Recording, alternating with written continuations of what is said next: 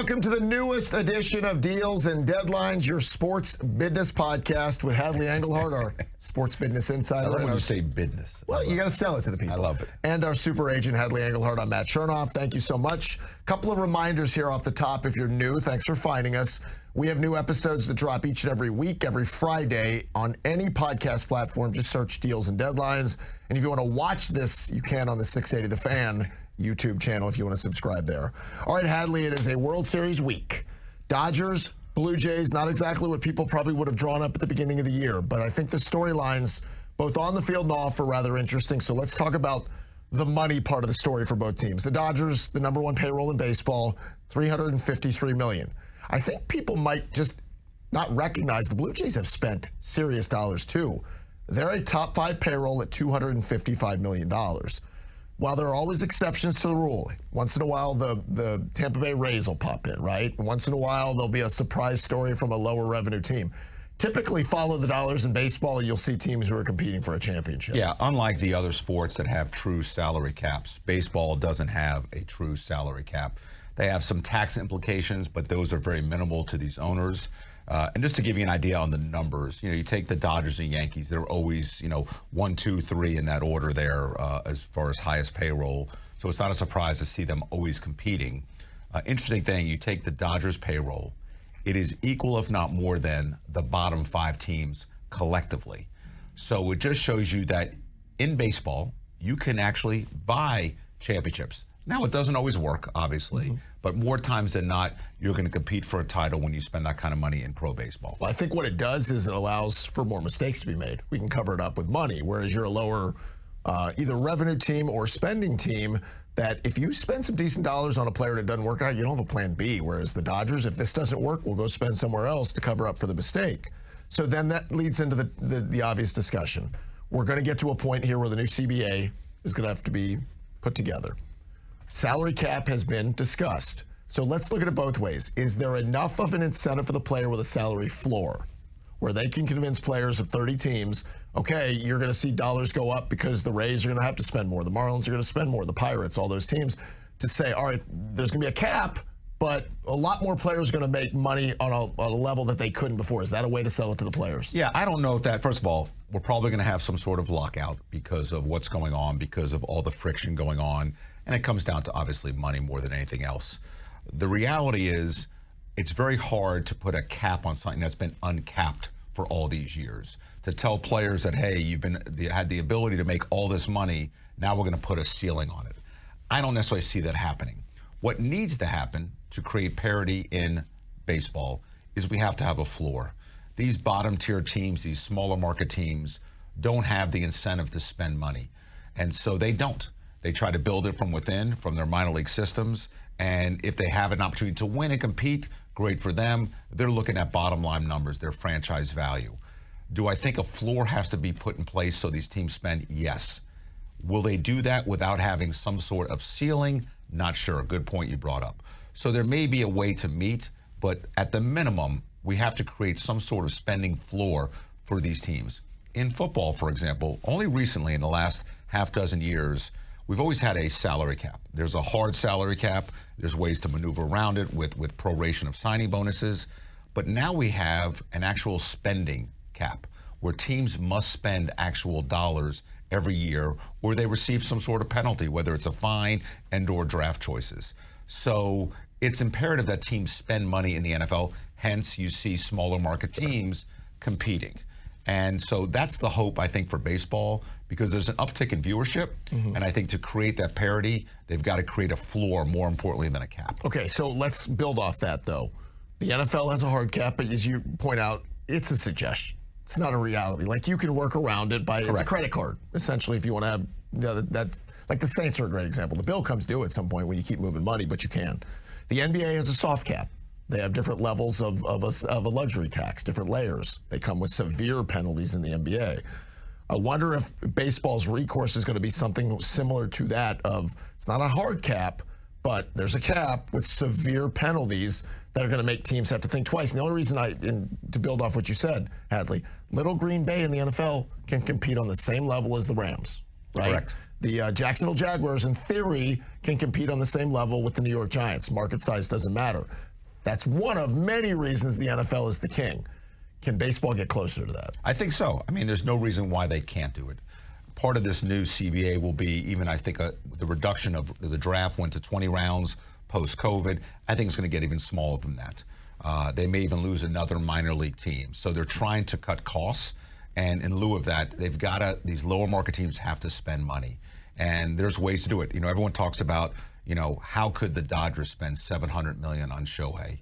Well, their franchise value in this year alone went up $700 million. So they've paid for it already, and they still have 9 more years left of service on Shohei. So again, all these owners are looking at it. You look at Tampa, they've just sold the team. They're going to eventually build a new stadium, whether it's in Tampa or St. Pete, to be determined.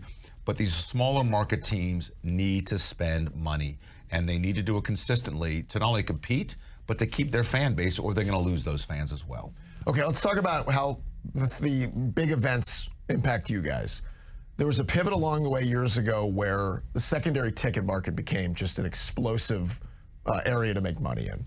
And whenever we get to an NBA Finals, a World Series, a Super Bowl, any big event, the secondary market, you'll always see, you know, that's going to dictate your ability to get into games. Well, Toronto hasn't been in a World Series in 32 years. So you know it's a hot ticket. And these brokers jumped on the opportunity to buy tickets. Game 1 in Toronto, as of earlier in the week, according to one of the secondary market sites, was about $1,000 get-in price. Like, you're upper corner, you're in the building for $1,000 each. Game 2, it goes up from there. If there's a game 6 or 7, game 7 is $1,700 right now. And that, you can ask for whatever you want. It's like real estate. I can list my house. The problem we run into here is the brokers have become so good, and there's so many like Tick Picks and StubHubs and Game Times that they grab all the tickets, and you are not going to give a chance for the everyday guy to be able to get into these games. And in a bucket list, I want to see a World Series Game 7. You just can't afford it. Yeah, I mean, listen, I know people in this industry, and as much as the media wasn't thrilled that it was going to be the Dodgers versus Seattle or Toronto, for their business, they were thrilled. At that point, once they entered the American League Championship, they bought as many tickets they could for both teams because they knew one hadn't been there in 30 plus years and one had never been there. So LA is obviously a saturated market. There'll be a value, but not as much as these smaller market teams. And you're right.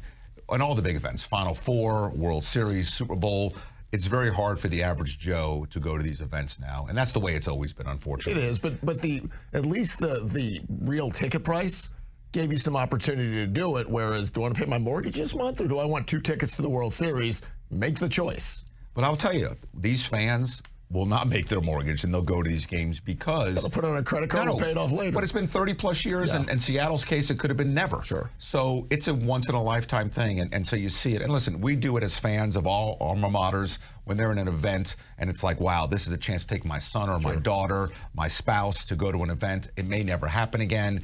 Yes, it costs extra, but you know what? This is a once in a lifetime opportunity. So obviously, and the ticket prices will only go up if Toronto goes to a game 6 or 7, because those prices are amazingly, elevated because of the value of the game. Yep. And so it's great for these markets, great for the people in this business, but, not surprising, Toronto value is exceeding that of LA because of the smaller market. All right, let's pivot to the college football world where we had a firing in the SEC. You saw it coming. Even the coach knew it was coming. Billy Napier was relieved of his duties at Florida. So now you talk about the implications financially. Billy, who was 22-23 in 4 seasons, 3-4 this year. It's funny, he won his first game on the job, won his last game. In between was a big problem. I love these breakdowns. Billy Napier will make over $54,000 per day from Florida, not to coach for the next year. His buyout was not obnoxious compared to a lot of others, but there is that financial, implication that you have to pay him, and now you're going to have to pay new staff, and you're going to have to do that. So you know Florida very well from your ties there, and you're a proud grad. What is their financial situation like when it comes to these kind of decisions? First of all, for the record, we're a basketball university. I just want to clarify. I've heard that before. So you stopped playing football competitively a while ago. I understand. So, listen, financially, whether it's Florida or another big program, within their budget, the alumni who kind of cater to this and know what's going on have been planning for this for, a while now, knowing that the odds of Napier fulfilling the length of his contract were pretty small. And so they've been preparing for this internally. And, what's interesting about Billy Napier's contract versus, let's say, a James Franklin contract is James Franklin has offset language. he takes a job in any capacity in football, media, whatever he's being paid, that money's deducted from the $8+ million that Penn State owes him. On the other hand, Billy Napier doesn't have offset language. Poor deal done by Strickland, their athletic director.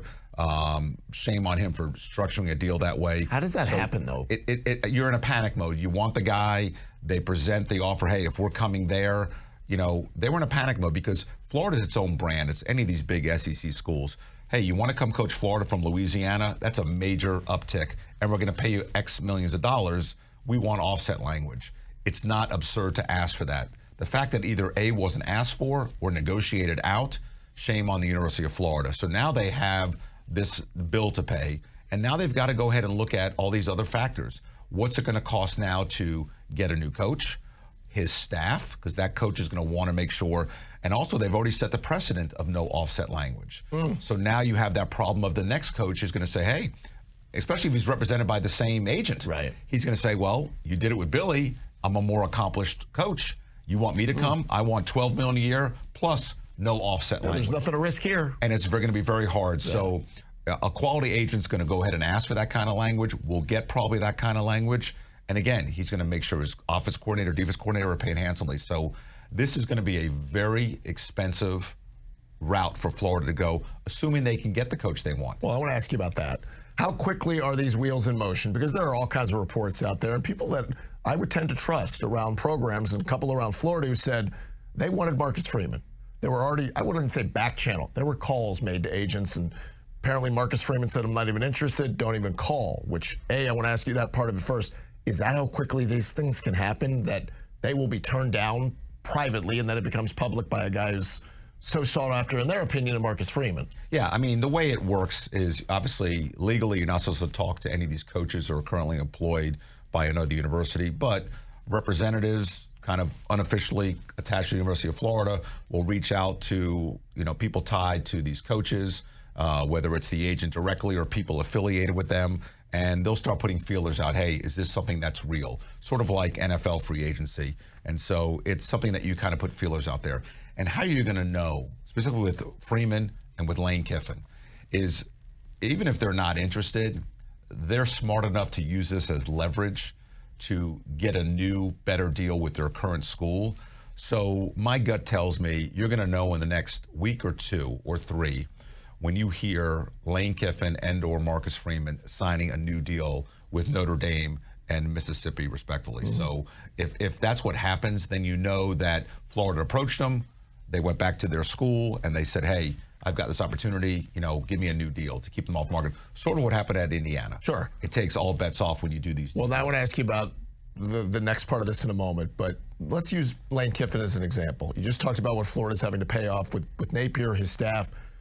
If Lane is going to leave Ole Miss, which he's built it into something that you have to take seriously, are they having to pay $10 million a year?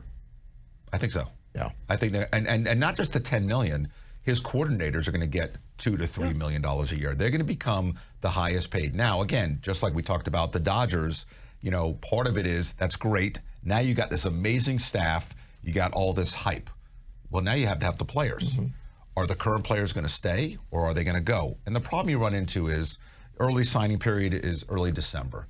And unless you hire a coach that is currently not employed, you're not going to have a coach in place. There'll be rumors, and again, we'll be able to see these rumors play out if you don't see something happening in the coming weeks with Lane Kiffin and Marcus Freeman with their current schools.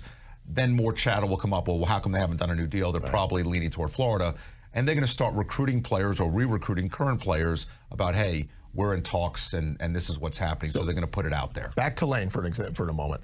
The buyout, now you have to factor that into the money too if you're going after an employed coach like Lane Kiffin. So that adds even more to the financial bottom line, which I wonder in Florida's case, I don't know that they love James Franklin or not, but he's unemployed. You don't have to worry about that. So that's one less thing. I don't know that you want to settle for something a little less, but in this case, the dollars do matter. Yeah, no, listen, if it comes down to where dollars make the decision, then somebody like a James Franklin may be more feasible because, again, he's got $8 million. You can pay him $3 million, and then they pay the remaining $5 million. And you can put some incentives in there that it exceeds it or it extends it if he does well. So it's all these, financial gymnastics, as we call it, Nick Polk, the new general manager, who formerly of the Atlanta Falcons for Florida, will be working through these numbers along with alumni, along with Scott Strickland. And so there's a lot of moving parts. Yeah. And again, they may not get the guy they want. And then you run into that problem. So now when you see Florida hiring, Sutherland from Tulane, not that he can't be the greatest coach in the world,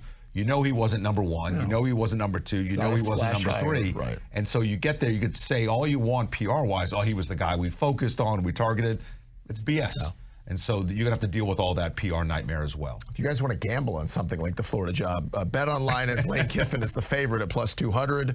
Louisville coach Jeff Brom next at plus 300, and the aforementioned James Franklin at plus 600 if you want to get your grubby little mitts out there. All right, coming up, we'll talk about a couple of other college football jobs that could be open. Plus, the NBA season began this week, and the TV dollars are getting a lot of attention. We'll talk about it next.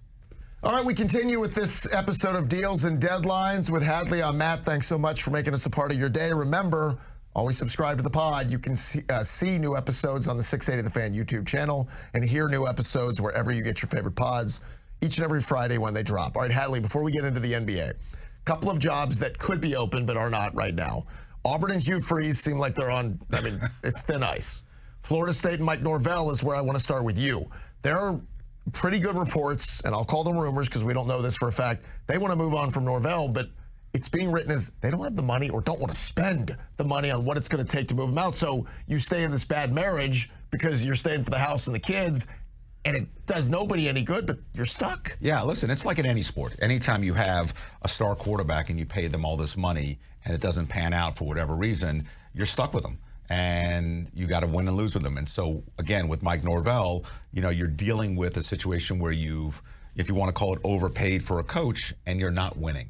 And so that's the dynamic that all these universities have to determine. And it really comes down to the relatively small group of boosters that really help support these universities. And again, there's other financial restrictions now because the budget that they used to have as a university has been reduced because of the player revenue sharing.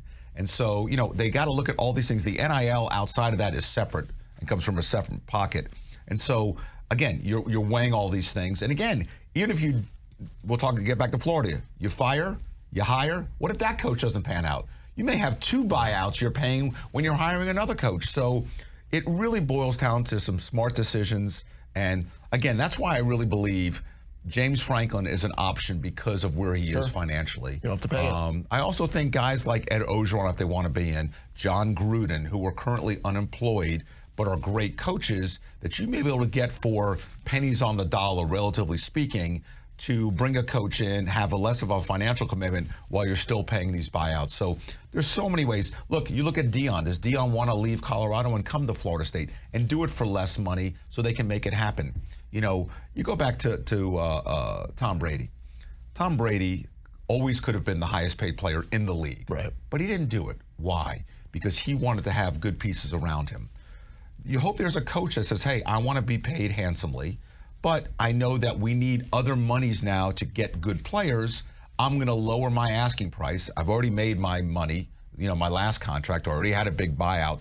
I'll still want to be paid nicely, but I don't have to be the highest paid, so we can take that difference and that balance to go ahead and get the players so we can win championships. Okay, let's talk about some hoops. The NBA season began this week, which means the new TV deal is underway. The $77 billion new agreement with the NBA and their new partners. NBC was back in the game for the first time in 23 years. Peacock, all the partners they have. I know these numbers can sometimes just lose people, so let's focus on a number that matters to you guys. I saw it this week that it'll cost a total of $650 if you wanted to watch every NBA game across every platform that offers different games. And you and I touched on this last week. Very few people are doing this. You have to be sycophants to be able to want to watch all the games. But it does change the landscape of it used to be all my games were free. That's a long time ago. There's a point where it all moved to cable and you have to pay your cable service and you have to do that anyway. Adam Silver, I got a letter from Adam this week. It was very kind. I think it was special. Where he wrote all NBA fans and wanted to make it clear that we're giving you more chances than ever before to see these games. It does come at a cost, but the NBA app will keep you informed of where the games are and what you're doing to watch it. So I think from a strategic and a PR standpoint, they got to be very careful of how they're framing this because he stepped in it when he talked about watching highlights of these games. Fans are not going to watch all this stuff, but they have the opportunity if they choose. Yeah, I love how the app says, we will show you where to go and where to spend your money. It's so nice of them to give you that directional. Listen, we've talked about this time and time again. The fan who is a big bettor, who can bet with all these different apps, is going to subscribe to all these games because they have the access to watch all these games. So it is a slippery slope when it comes to the NBA. They do have this big deal. I happened to catch part of Michael Jordan's first interview yesterday on NBC with Mike Tirico, and it was great to see him back and talking about why he's doing this. And he says it's point blank, it's not about money. It's about giving back and trying to be part of this moving forward. I believe him. I'm sure the money doesn't hurt. Yeah, no. And he's a billionaire, right? But stop right there for a minute. So, Michael, this is a key cog. They paid so much for the TV rights. Let's do something to enhance, even if it's in a halftime or between games, the audiences want to watch this stuff. And I'm like you, I watched Michael. I hadn't heard from Michael in years. He just doesn't talk very much. But I thought the combination of Michael and Hadley, you and I are from an age, sports used to be on network TV during the week. Right. So I thought it was a nice little throwback to have NBA hoops on a Wednesday night or a Tuesday night on network TV. So while you have to pay for it in other places, there is that where it was just ESPN or it was just TNT and ABC would weigh in on a Saturday night. I think it's kind of cool to get that on a night where it used to be just kind of common. No, I 100% agree. And the interesting thing is the NBA has made their money, right? So many billions of dollars that have been put into the NBA with this new TV deal that I think they're going to toy around with the marketing and PR and find what works. And the good news for the NBA is time is on their side. And again, it's also a slippery slope with the next phase of stars. LeBron has been the face. KD has been the face. These guys are starting to phase out, even though KD signed a new deal. Which we'll talk about. Yeah, they're phasing out. And so they got to bring in this next young core, whether it's a Cooper Flag or even the guys that have been in the league, like SGA for a few years now, that they can continue to build around. But again, they've got to be smart about the marketing and smart about the PR and be cognizant of the money that people are spending to watch all these games. Because again, it's a balancing act. It is, but to your point, as these guys do phase out, if you'll notice the doubleheader that started the NBA regular season on a Tuesday night, who did it feature? Kevin Durant was prominently featured on his new team with the Rockets, Steph Curry and the Warriors. LeBron was hurt, but it would have been LeBron and the Lakers and the world champion Thunder. So they're still leaning on this established crew of players. Now, you mentioned Kevin Durant. Congrats to Kevin. He just signed a new 2-year deal worth $90 million, which gives him now the highest career earnings in NBA history at $598 million. He passes LeBron James, who is at $583 just in salary in his career. So, mom and dad, let's not have our kids out here playing guard for the offensive line. Let's make sure they can throw a curveball or they can, go for 25 on the court because the money backs it up. The highest paid players in the league this year had Jason Tatum has a salary of $62 million. He's not going to play. Giannis, $58 million. Anthony Davis, $58 million. Jaylen Brown, $57. It goes on and on and on. I count 12 or 13 guys who are plus $50 million in a salary cap sport. Yeah, first of all, not only congrats to KD, congrats to his agent. And congrats to all these guys. I mean, listen, it's a supply and demand. It's a smaller roster, a lot of games. And what you don't like to see with some of these prima donna type players is where they're limiting their play time, taking days off, all these types of things. Load management, Hadley. Yeah, but it's not. In reality, when you're being paid $50, $60 million, you're expected to play. The guys like Michael Jordan and Larry Bird and Magic Johnson, they played every single day and didn't make a fraction of what the money that these guys are making now. So, you want to see them continue to do it. But, surprised that they did this extension with KD. They didn't need to do it. I would have given it some more time throughout the season to see that the chemistry with this new team, we're moving in the right direction with young and old, because their roster is relatively young outside of a KD. And so you want to make sure, I would make sure that it's working. And if it is, all right, we got a deal in place. Here's another $100 million, and everybody's happy. Doing it before the first game sounds great. But again, when you get up there in age, those ankle injuries, those types of hamstring injuries start to creep up more and more. You miss more play time. And again, you talk about, you spend money. You can't replace that in the NBA. Yeah. So you've overspent, and now you don't have the player to play. And older players, the risk comes with it. Okay, one last thing, and this circles back to the football world. We know that in sports, Saudi money has become a very big part of it, whether it's live golf or other sports. Well, now apparently the Saudis want to get into American football. There's a $1 trillion state-controlled investment fund that put their fingers into soccer, golf, motorsports, tennis, and more.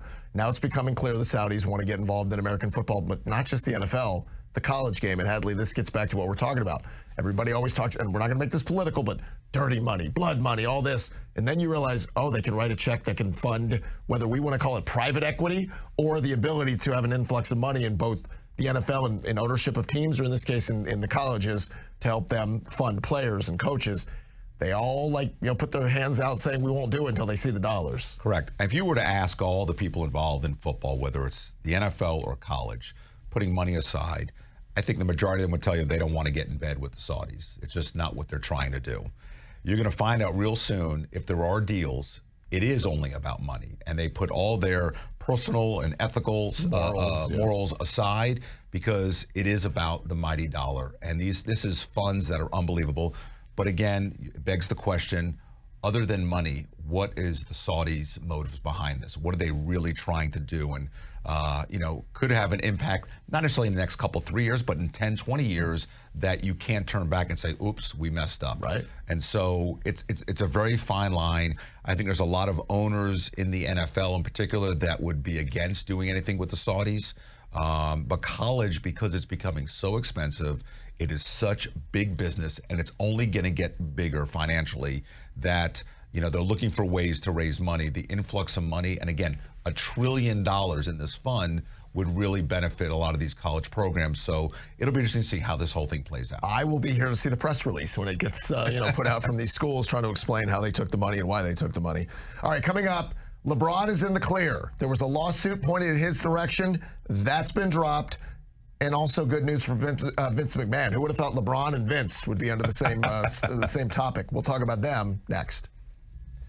All right, we continue with this episode of Deals and Deadlines with Hadley Engelhard. I'm Matt Chernoff. Thanks so much for making us a part of your afternoon, your morning, your evening, whenever you're listening to us. Remember, you can get your new episodes of this pod each and every Friday morning when they drop at any of your favorite podcast platforms. All right, I'm sure right now today, LeBron James is breathing a sigh of relief. Oh, right? I have no idea. I know. He's dealing with an injury. He's out for the beginning of the year. But now this lawsuit, remember, there was a Lakers fan who was suing LeBron over what was called the second decision 2.0, when he sat down to make this big announcement that some thought would be a retirement. Instead, it was an announcement that he was working with Hennessy. So one particular fan was suing him for $865. That was the price that he said he paid for the tickets that were the final game of the season. That was going to be the final game of LeBron's career against the Cavs. Well, LeBron made that decision, and he said the tickets were worthless. He's dropped the suit. Obviously. I thought this was going to go all the way to the Supreme Court. So I bet LeBron's breathing a sigh of relief. He is totally breathing a sigh of relief. I mean, this $865 lawsuit was really weighing on him. And now I think his injury will come back quicker. He will feel much better about himself. He'll be back in the field. It was a joke that had happened, obviously. We've talked about this in the past, about how LeBron kind of played into it and made this big thing. We thought some news was happening, whether it was last season or something big, not a sponsorship marketing deal. So, but again, to LeBron's credit and his team's credit, it created a buzz. This guy creates a lawsuit. We're still talking about this. We're still mentioning Hennessy. And so LeBron and Hennessy win again with this lawsuit. Well, I'll also add this. Trae Young did the same thing a week later. Yeah. Trae had this big tomorrow, 8 o'clock Instagram, and him and Adam Lefkoe were sitting on the set, and Lefkoe's setting it as Trae, your big announcement, you're leaving Atlanta. He's like, no, I'm not leaving Atlanta. I'm working with an iced tea company. So and again, I think that was he played on what LeBron did, saw that. Now, Trae is obviously not in the same league as far as exposure than a LeBron James is. But again, sometimes you play into it, get people excited about it. But again, it's the boy who cried wolf. And if it happens too often with other athletes, and then you have a big announcement, people are going to question your announcement, and that'll affect your ability to do the things at a high level. I know the word Teflon has been thrown around before about certain people. It used to be a way to describe certain mafia bosses, if you believe the mafia existed. Well, I think Vince McMahon might also get the term Teflon. So TMZ last week reported that Vince McMahon won his case for reckless driving, which it sounded, based on what I was reading, like it was pretty open and shut, but he beat the rap. The court granted him special access to a program that if he stays out of trouble, donates $1,000 to a charitable organization, drives legally, the case will be dismissed completely by October of 2026. And I don't mean this flippantly. If you can afford really good representation, you have a chance to, let's say, get a different outcome than most other people. Yeah, and we don't know what went on behind the scenes, whether the accuser or whatever happened, and there was an issue that dropped everything, and there was some other shenanigans going on, but seems pretty light as far as a sentence and a fine, $1,000 for someone like that. He's a billionaire. Correct. But you know what? You're exactly right. You know, he is, if there is a Teflon man, it's him, all the things that he's had to go through the course of his career. I was with recently a young lady who's in the one of the marketing executives for WWE, and we were talking about the history of wrestling and everything, and she just brought it up just about how amazing how Vince McMahon has been able to do the things he's been able to do with all his issues. And he's been out front about his issues and had this stuff, and the product is as strong as ever.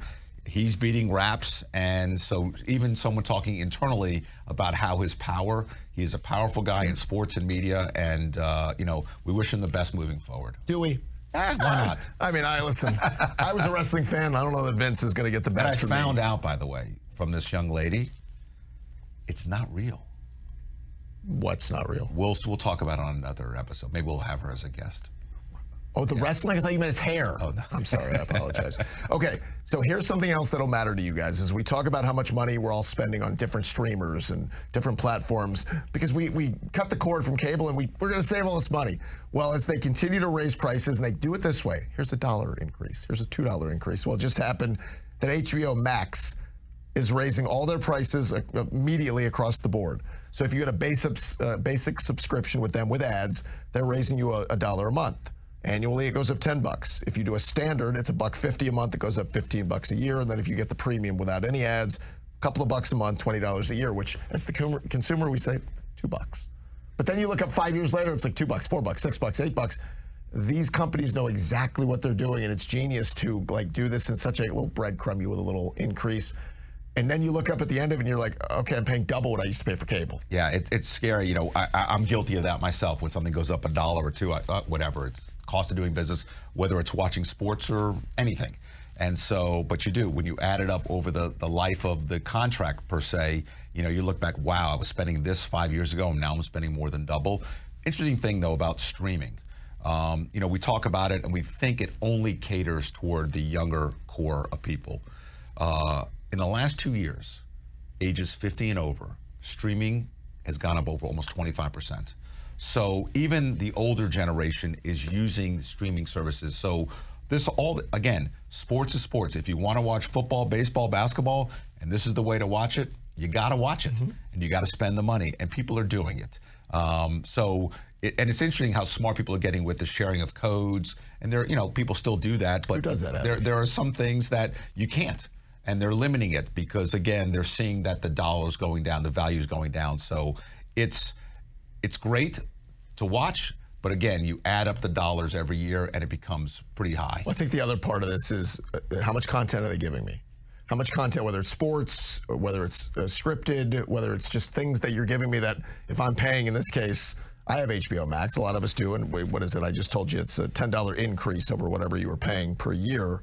Are you giving me 2 or 3 shows that I'm like, oh, okay, it's worth it for me. Maybe I'm not going to the movies as much, or maybe I'm not eating out as much. This is the entertainment that I'm choosing. And then to your point, the sports element for services like Peacock and Amazon and Netflix, that they're having to pay the freight for that. So guess who's going to get it on the back end? That's us. So it's not going to stop anytime soon. Correct. And listen, even if they don't provide you with 2 more shows, if they sprinkle in some sports to you, you justify and say, hey, you know what? I watch these shows, I watch these movies.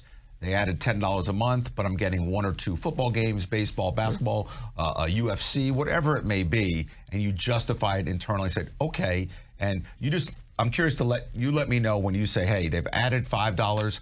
I've stopped with Netflix. I've stopped with HBO Max. I think there are some people, but I don't know if these companies are in the business of knowing the price point to play with. There are some who are like, okay, that's it. But my price point wouldn't be the $1. It would be, am I watching it? Because I think you start looking at it, it's like, why do I have Paramount Plus? Am I watching it? Why do I have HBO Max? I'm not watching anything on it. Why do I have Apple TV Plus? It's not just the money's part of it, but like, am I getting value? You know, we joke about ROI with business. Am I getting it as the consumer that makes the extra $2? So it's not the $2. It's I'm just not watching it. Yeah, but it comes down to they may have that one event. Right. that you really want to watch, and therefore you get suckered in and you stick it out and you pay your yearly subscription. This is going to be behind a paywall at some point. We're going to charge you guys $2 an episode. All right, that's going to do it for us. I will remind you guys, you can subscribe to Deals and Deadlines on any podcast platform by just searching the name of the show, or if you're finding us here, hit the subscribe button now. You'll have new episodes each and every Friday, and you can always check it out on the 680 The Fan YouTube channel. Thanks to Justin Burney. Thanks to you guys for joining us. We'll talk to you next time on Deals and Deadlines.